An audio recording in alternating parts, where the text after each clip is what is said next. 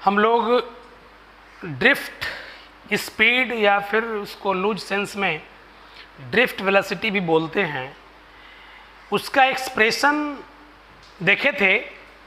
और VD equal हम लोग लिखे थे। ड्रिफ्ट वेलोसिटी का formula VD equal E by M into tau. आज हम लोग ये ड्रिफ्ट वेलोसिटी और इलेक्ट्रिक करंट के बीच क्या संबंध है, हम इसकी चर्चा करेंगे। तो हम लोग लिखेंगे कि relationship between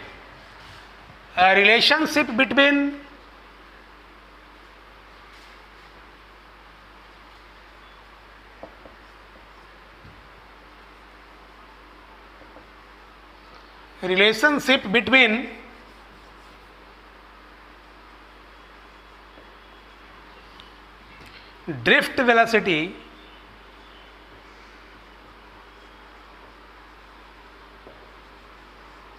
and electric current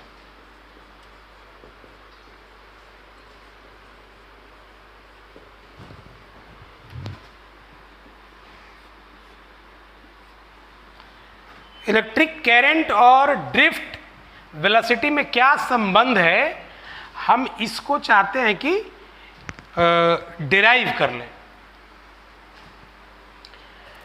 मान लो कि एक कंडक्टर है,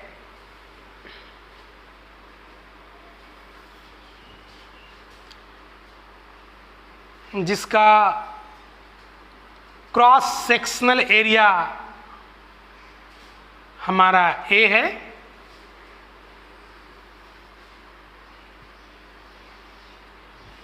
ये हमारा कंडक्टर है जिसका क्रॉस सेक्शनल एरिया ए है।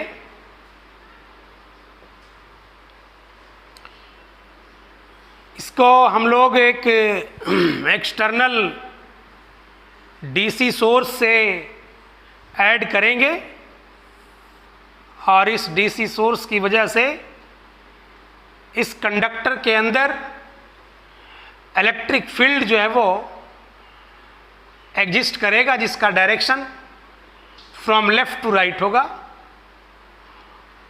जैसे ही इलेक्ट्रिक फील्ड इस डायरेक्शन में होगा, इलेक्ट्रॉन्स जो इसके अंदर फ्री है वो फ्री इलेक्ट्रॉन्स फोर्स एक्सपीरियंस करेगा, और जो फोर्स एक्सपीरियंस करेगा वो F equal Q into E formula के according F equal Q into E formula के अकॉर्डिंग, चूंकि इलेक्ट्रॉन निगेटिव होता है तो जो फोर्स होगा वो माइनस ई इंटू ई। तो कहने का मतलब कि जो फोर्स एक्सपीरियंस करेगा वो इलेक्ट्रिक फील्ड के अपोजिट करेगा। फ्री इलेक्ट्रॉन्स इलेक्ट्रिक फील्ड के अपोजिट फोर्स एक्सपीरियंस करेगा, जिसकी वजह से इसके अंदर का जो इलेक्ट्रॉन्स है उसका जो ड्रिफ्ट स्पीड है उसको हम भीडी बोल दें। इलेक्ट्रॉन्स जो है उसका जो ड्रिफ्ट स्पीड है वो वीडी है।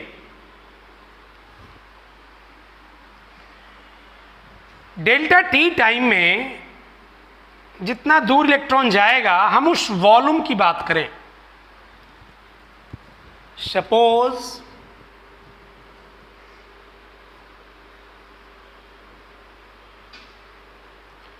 एक conductor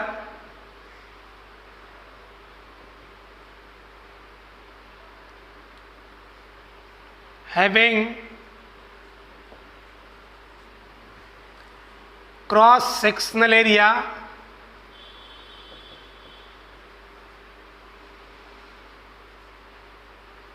A,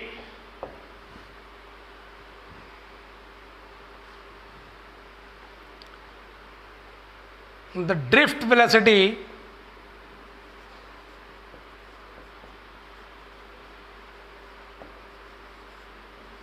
of the free electrons.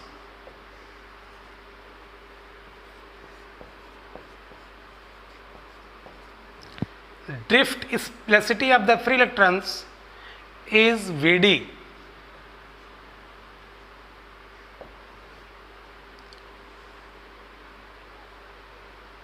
We want to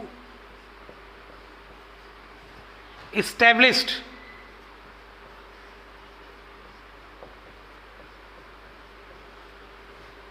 relationship between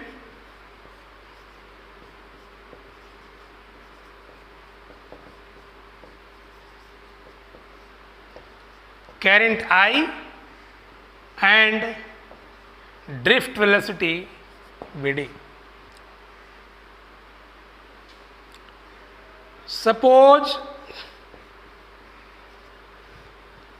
Vd into delta T volume of the conductor.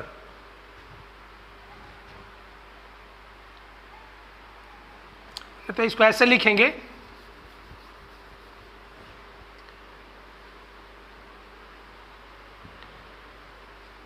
Suppose in time delta T distance covered by free electrons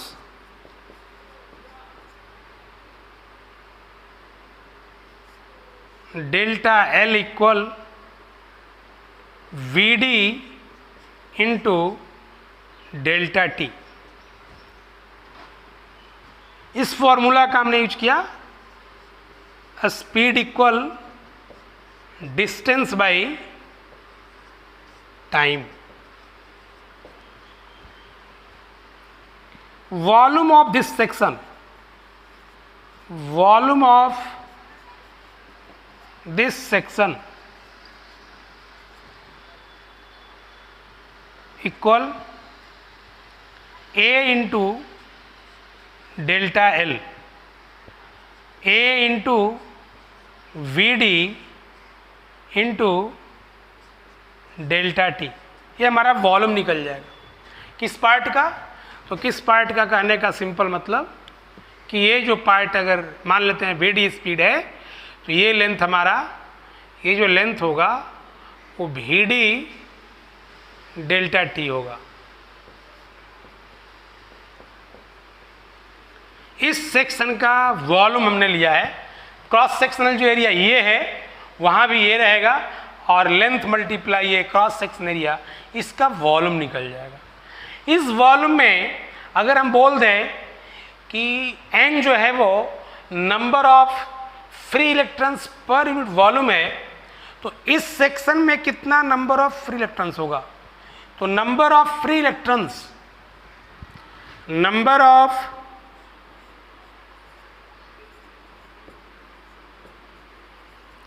free electrons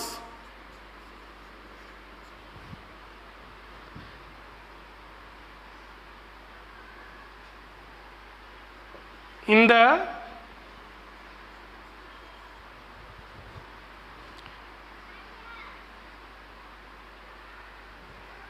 number of free electrons in the volume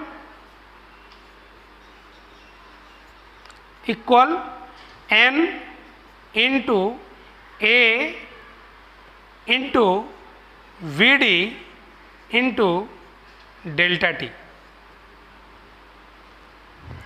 number of free electrons in the volume कितना हो जाएगा? n into A into Vd into delta T. इतना electron पे charge कितना होगा? तो इसमें E से मल्टीप्लाई करना पड़ेगा. तो चार्ज on these electrons, इसको डेल्टा क्यू बोल दें. तो delta Q equal N multiply A multiply V D multiply delta T into क्या कर देंगे, ई बोल देंगे। एन जितना इलेक्ट्रॉन्स है उसमें ई से मल्टीप्लाई कर डेल्टा क्यू निकल जाएगा। अब डेल्टा क्यू निकल चुका, इस डेल्टा टी को नीचे ले आओ।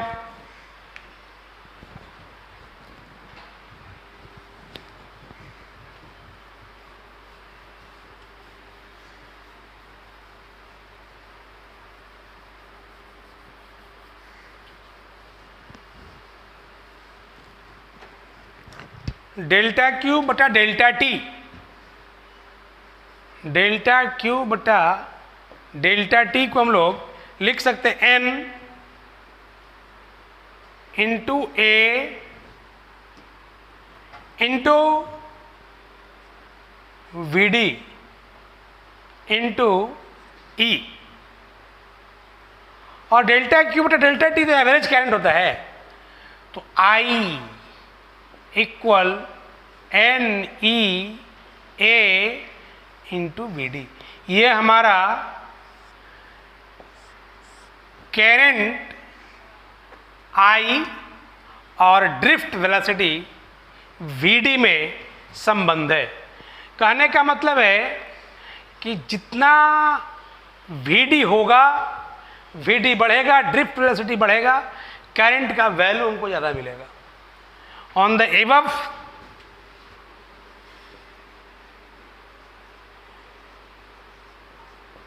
expression,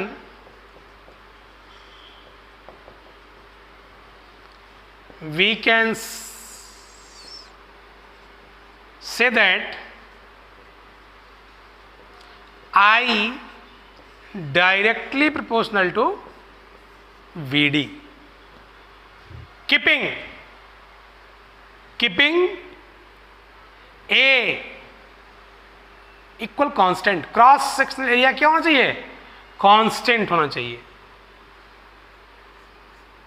ये हमारा संबंध है किसके किसके बीच, करंट आई और ड्रिफ्ट वेलोसिटी वीडी के बीच। बहुत ही इंपॉर्टेंट ये रिलेशन है। हम लोग आगे बढ़ेंगे।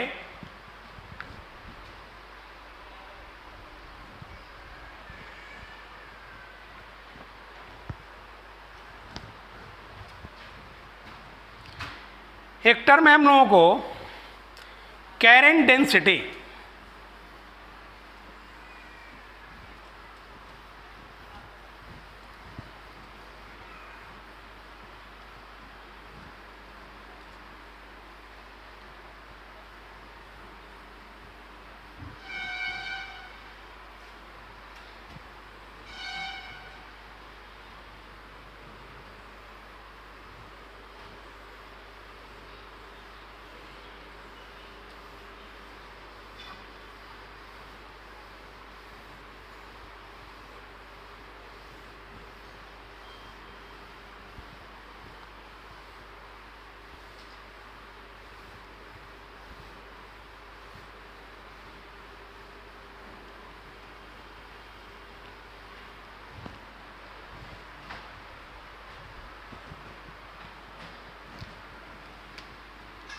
अगला टर्म है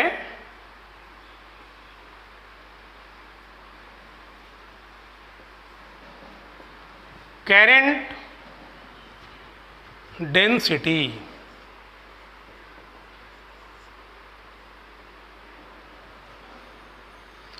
करंट डेंसिटी को हम लोग जे से रिप्रेजेंट करते हैं और इस पर वेक्टर साइन देते हैं। ये हमारा वेक्टर क्वांटिटी होता है, इसीलिए हम लोग करंट डेंसिटी को जे से रिप्रेजेंट करते हैं। देखो बड़ा सिंपल चीज़ है ये। मान लो कि एक हमारा कंडक्टर है,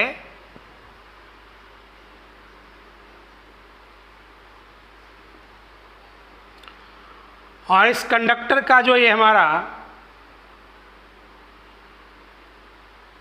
क्रॉस सेक्शनल एरिया है,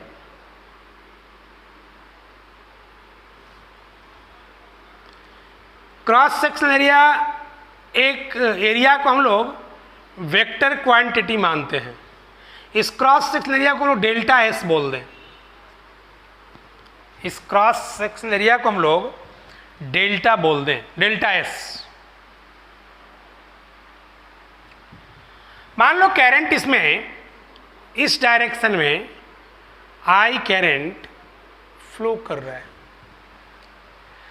देखो जो क्या है कि इस आई के साथ ये जो एरिया वेक्टर है इसके बीच एंगल है, और इस एंगल को आप बोल सकते हैं थीटा। करस्पॉन्डिंगली हम इस एंगल को ही बोल देंगे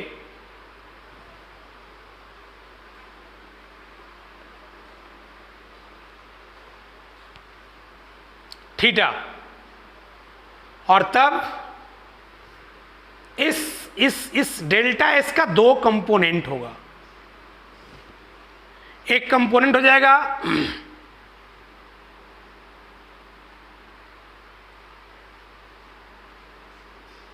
ये हमारा, और दूसरा कंपोनेंट जो होगा इसका वो कुछ ऐसा होगा।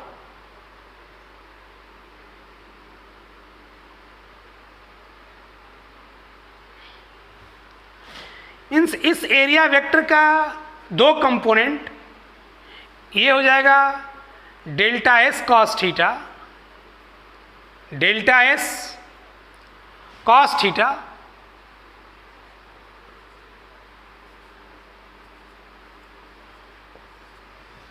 और ये कंपोनेंट हो जाएगा delta S sine theta.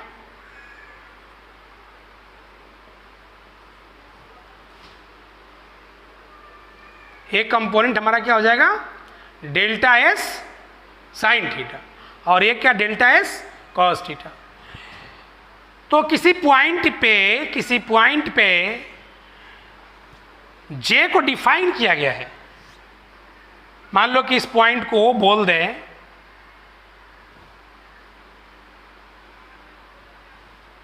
Current density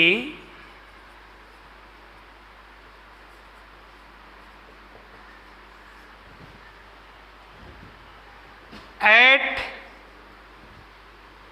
any point is defined as J equal I divided by delta S cos theta। J equal I divided by delta S into cos theta। और इसको आप लिख सकते हैं I equal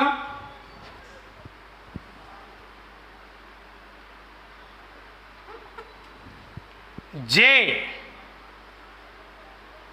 delta S cos theta, by cross multiplication करेंगे तो यहां I equal आप लिख सकते J delta S cos theta. इसको और भी बेहतर तरीके से लिख सकते हैं I equal J dot delta S, J dot delta S. क्यों? क्योंकि ए बी कॉस थीटा, तो ए बी कॉस थीटा मतलब A dot B, A dot B. इसी को J delta S cos theta मतलब J dot delta S.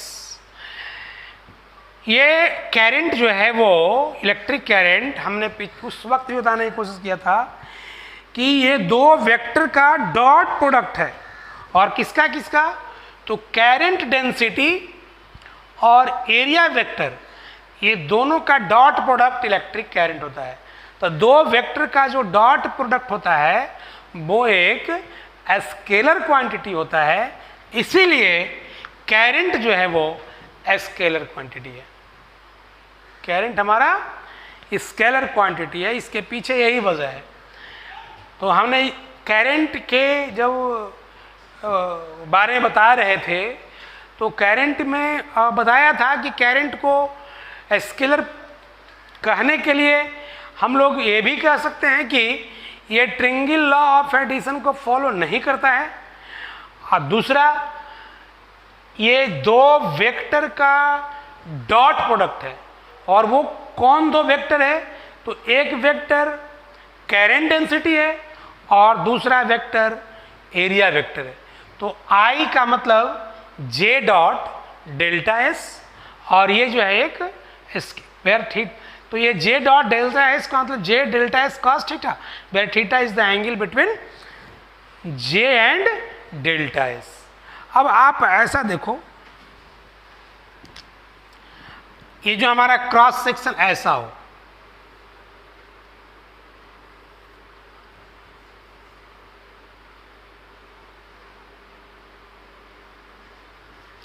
Delta S, इसका area vector ऐसा होगा, करंट ऐसे फ्लो कर रहा है, तो यहां थीटा का वैल्यू हो जाएगा कितना भाई? 0 डिग्री। तो आई जे जो होगा यहां पे, जे जो होगा जे वो I divide by del S cos theta और J equal I by delta S cos 0, J equal I बटा डेल्टा एस। डेल्टा एस को अगर हम ए से रिप्रेजेंट करें, क्रॉस सेक्शन एरिया को ए से रिप्रेजेंट करें, E B represent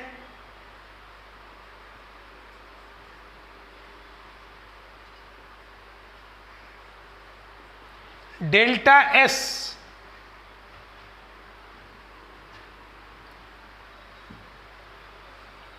if we represent area vector A in place of delta S, delta S की जगह पे हम लोग A रिप्रेजेंट करें तो J इक्वल I बटा A हो जाएगा। मतलब एरिया अगर इस तरह का रहेगा, करंट का डायरेक्शन ऐसा, एरिया वेक्टर ऐसा, तो J इक्वल टू आई बटा ए लिख देंगे। किस फॉर्मूला से? इस फॉर्मूला का यूज करके, या फिर आप इस फॉर्मूला का यूज करके भी लिख सकते हैं। हम लोग J और I के बीच के संबंध को देखा, just J equal I by A होता है। हम आगे देखेंगे ये करंट डेंसिटी J और ड्रिफ्ट वेलोसिटी के बीच भी कुछ ना कुछ संबंध है। हम उस संबंध को यहां पे डिराइव कर लेते हैं। रिलेशनशिप बिटवीन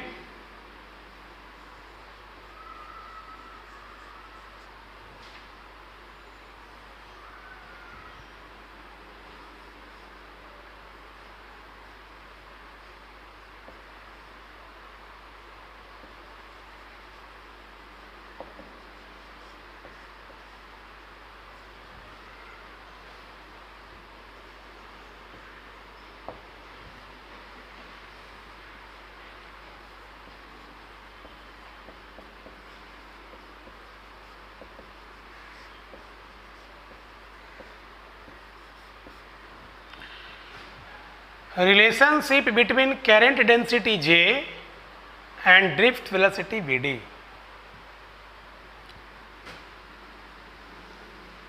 देखिए जस्ट हमने डिराइव किया था क्या भाई?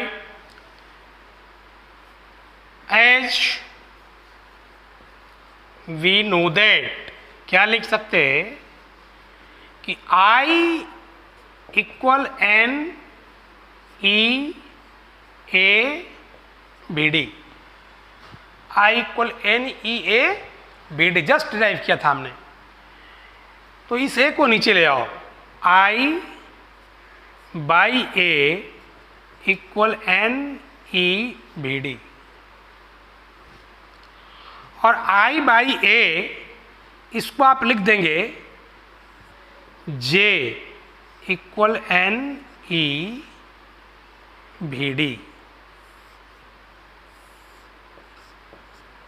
J इक्वल एन ई भी डी।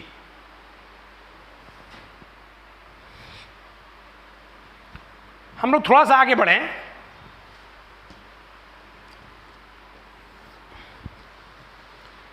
इस J इक्वल लिख सकते again J equal N E और VD का फॉर्मूला था E by M into tau. इसको आप बहुत ही सिंपल वे में लिख सकते J equal since VD equal E by M into tau, इसी का वैल्यू हमने यहाँ पे पुट किया। तो J इक्वल आ जाएगा N E square M tau into ई।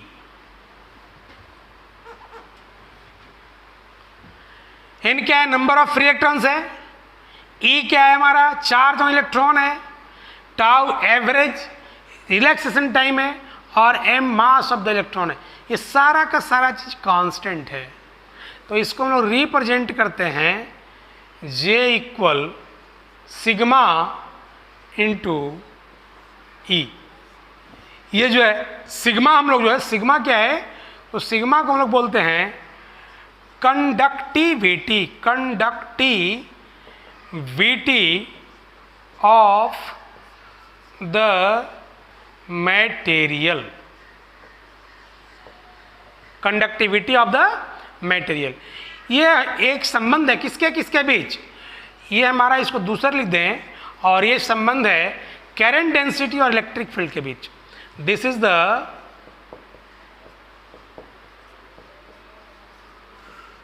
रिलेशनशिप बिटवीन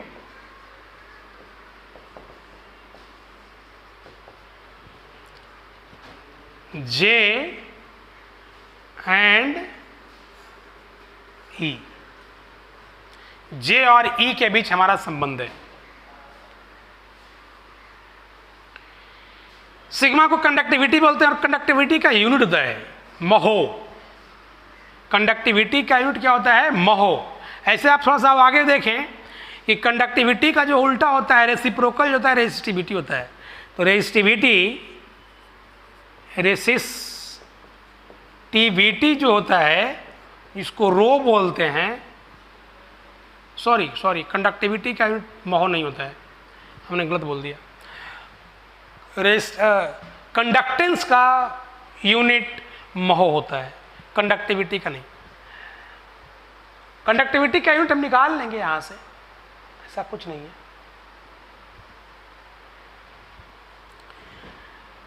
रेजिस्टिविटी जो होता है वो कितना होता है भाई? 1 by conductivity.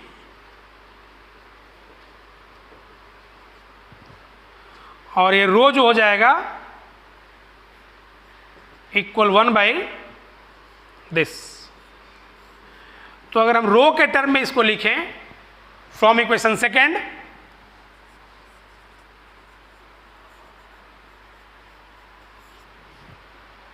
From equation second J equal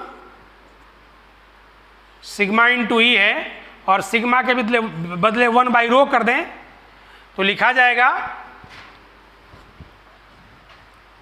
क्या हो जाएगा? J equal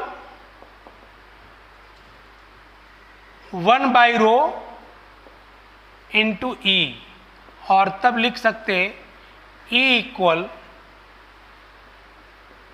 rho into J। ये भी हमारा संबंध है इलेक्ट्रिक फील्ड और करंट डेंसिटी, लेकिन यहां पे रेजिस्टिविटी के टर्म में है और यहां पे कंडक्टिविटी के टर्म में। तो इसको हम लोग कंडक्टिविटी बोलते हैं। ये चीज दिस इज कॉल्ड कंडक्टिविटी। ये जो टर्म है ये चीज, इसको हम लोग बोलते हैं where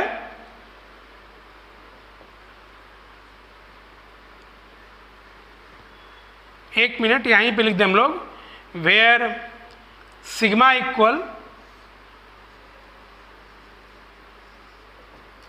equal N E square tau by M. इस टर्म को हम लोग कंडक्टिविटी बोलते हैं, और कंडक्टिविटी का उल्टा होता है रेजिस्टिविटी। तो इस तरह से हम रिलेशनशिप को इस्टेब्लिश किया किसके किसके बीच, तो करंट डेंसिटी और इलेक्ट्रिक फील्ड के बीच। अगर कंडक्टिविटी के टर्म में रहेगा तो ये संबंध को बोलेंगे, अगर रेजिस्टिविटी के टर्म में रहेगा तो हम लोग उसको बोलेंगे। यही हमारा रिलेशनशिप था करंट डेंसिटी और इलेक्ट्रिक फील्ड के बीच। हम लोग थोड़ा सा आगे बढ़ते हैं, और आगे बढ़ते हैं तो हम लोगों को पढ़ना है जो बहुत ही सिंपल चीज़ है, ओम्स लॉ। आप 10th क्लास में भी पढ़े होंगे इसको, बहुत ही सिंपल है इसका स्टेटमेंट। ये ओम्स लॉ कहता है कि at constant temperature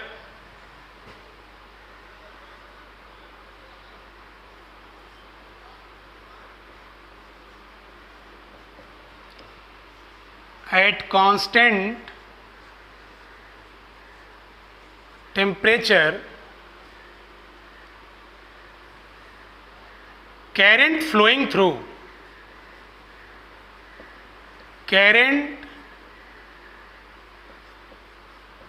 flowing through a conductor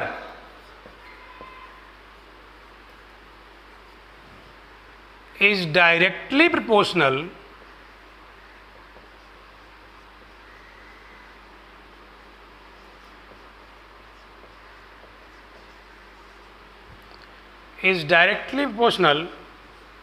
to the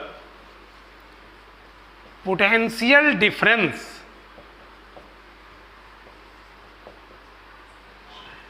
to the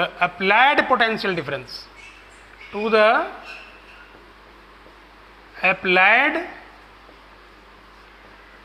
potential difference across the end of conductor।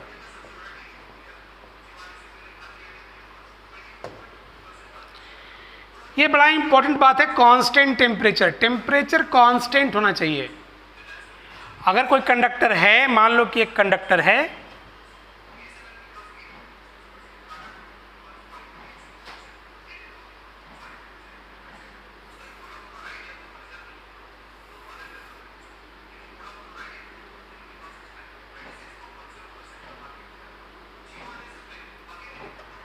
एक कंडक्टर है, इसके इंड के क्रॉस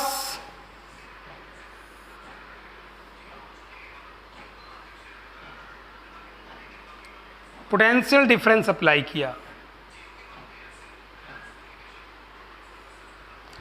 जब पोटेंशियल डिफरेंस अप्लाई किया,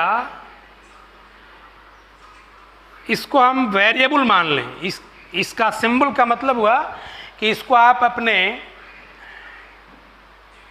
सुविधा के अनुसार बढ़ा सकते हैं या घटा सकते हैं। मतलब वोल्टेज को बढ़ा भी सकते हैं और घटा भी सकते हैं। जैसे ही आपने स्विच को ऑन किया, ये करंट आई फ्लो किया। ये जो भी सेटअप होना चाहिए वहाँ का टेम्परेचर कांस्टेंट होना चाहिए। क्या किया गया कि इसमें एक एमीटर लगा दिया गया।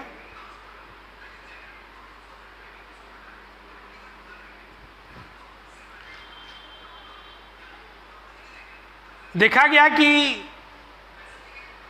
इससे जो करंट आई फ्लो कर रहा है, ये जो पोटेंशियल डिफरेंस अप्लाई किए हैं इसके डायरेक्टली प्रोपोर्शनल है। डायरेक्टली प्रोपोर्शनल है मतलब कि जैसे जैसे इसको बढ़ा रहे हैं वैसे वैसे ये क्या हो रहा है, बढ़ रहा है। यानी आई लिख सकते हैं इसको मैथमेटिकली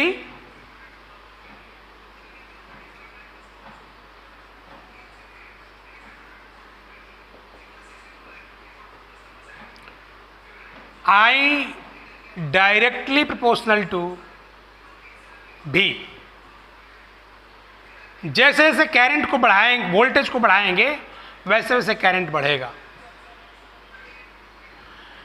इसको हटाएंगे प्रोपोर्शनलिटी साइन को, और तब लिखेंगे I equal 1/R into V। ये 1/R जो है इज ए कांस्टेंट। 1/R में जो ये R है ओनली, इसको हम लोग बोलते हैं resistance of the conductor. R is called resistance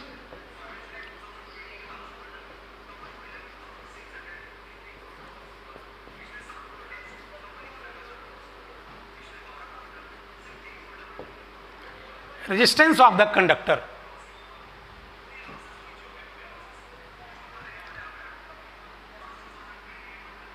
हम लोग इसका एक एक्सपेरिमेंटल सेटअप देखें। इस V को बढ़ाएं, V का वैल्यू भी नोट करें, और यहां जो एमीटर लगा है, इस एमीटर के करंट के रीडिंग को देखें। कहने का मतलब कि अगर हम लोग एक यहाँ पे टेबल बना लें V का और I का, V का और I का एक टेबल बना लें, तो V और I के टेबल बना लेंगे, और हम लोग जो रीडिंग आएगा V के करस्पॉन्डिंग I, V और I का जो पॉइंट्स आएगा, उन सारे पॉइंट्स को एक ग्राफ पेपर पे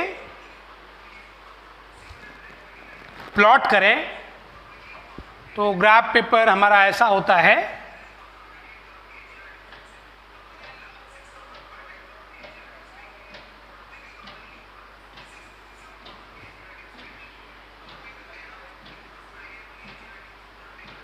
ये हमारा V है और ये हमारा I है। आप देखेंगे तो V और I का जो पॉइंट्स आएगा, उन सारे पॉइंट्स को अगर मिलाएंगे तो एक स्ट्रेट लाइन आएगा जो इसके ऑरिजिन से पास करेगा। उन सारे पॉइंट्स को मिलाने के बाद आप देखेंगे कि एक स्ट्रेट लाइन है जो कहां से पास कर रहा है, ऑरिजिन से पास कर रहा है। अब ये जो एंगल है, ये एंगल, इसको हम लोग थीटा बोल दें,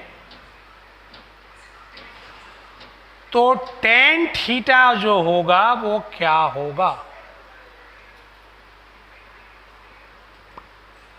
है ना। किसी पे जाके देखिए आप, तो यहां जो टेन थीटा होगा आपका,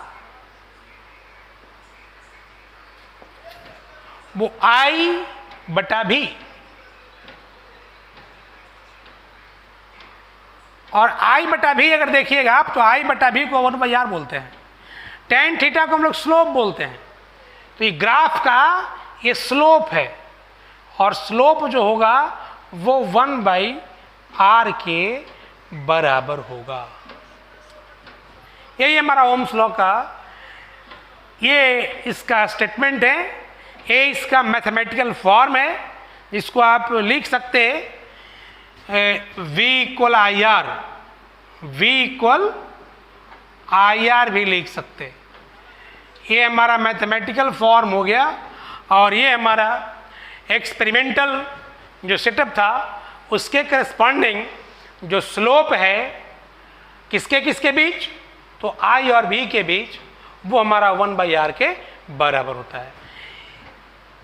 सिंपल सी बात है, कहीं कुछ इसमें नहीं है कि आप जिस रूम में इस एक्सपेरिमेंट को कर रहे हैं वहाँ पे टेम्परेचर कांस्टेंट होना चाहिए, और कुछ नहीं, आप वोल्टेज को बढ़ाइएगा तो एमीटर का आपका रीडिंग लगा हुआ है, उसके करस्पॉन्डिंग आपका क्या आएगा, जो एमीटर का रीडिंग आएगा उन सारे पॉइंट्स को आप नोट कीजिए, वोल्टेज के करस्पॉन्डिंग करंट को, और जब वोल्टेज के करस्पॉन्डिंग करंट के पॉइंट्स को नोट कीजिएगा और उसको एक ग्राफ पेपर पे प्लेस कीजिएगा और उन सारे पॉइंट्स को मिलाइएगा तो एक स्ट्रेट लाइन मिलेगा।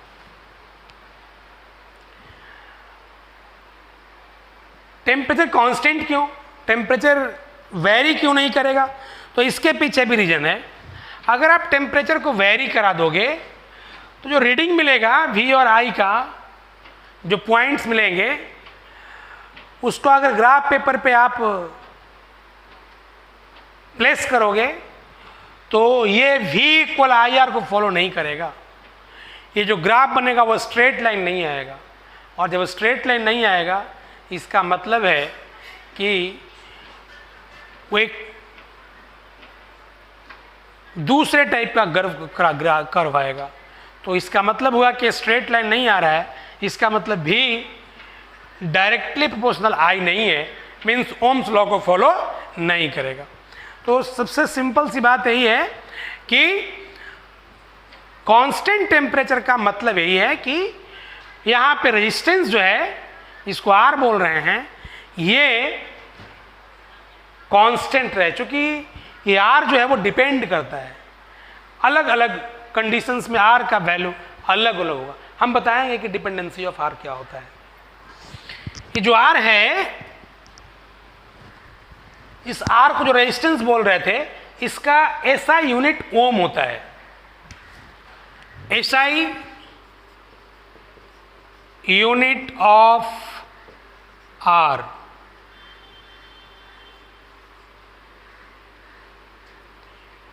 ओम, OHM, इसका सिंबल है, सिंबॉलिक रिप्रेजेंटेशन ऐसा है।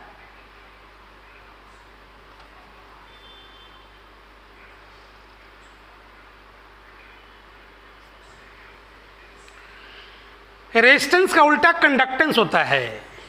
कंडक्टेंस को हम लोग डिफाइन कर दें,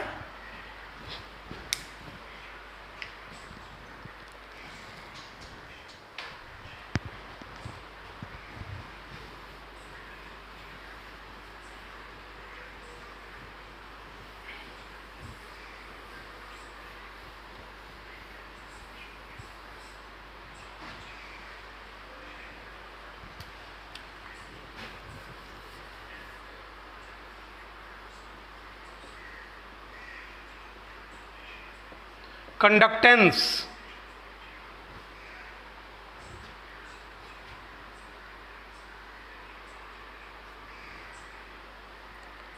रेसिप्रोकल ऑफ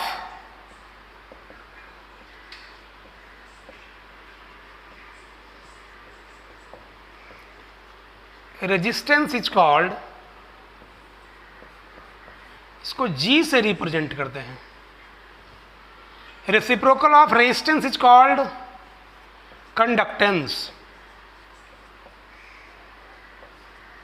और conductance G equal 1 by resistance, G equal 1 by R। इसका ऐसा यूनिट क्या होगा, ऐसा यूनिट ऑफ G, इसका यूनिट हो जाएगा महो, 1 बाई ओम, इसको महो बोलते हैं। और सिंबॉलिकली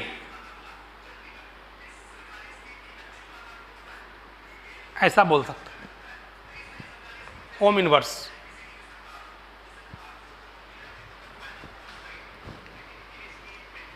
जो रेजिस्टेंस है, रेजिस्टेंस R, ये रेजिस्टेंस डिपेंड करता है। हम लोग डिपेंडेंसी ऑफ रेजिस्टेंस की बात करेंगे।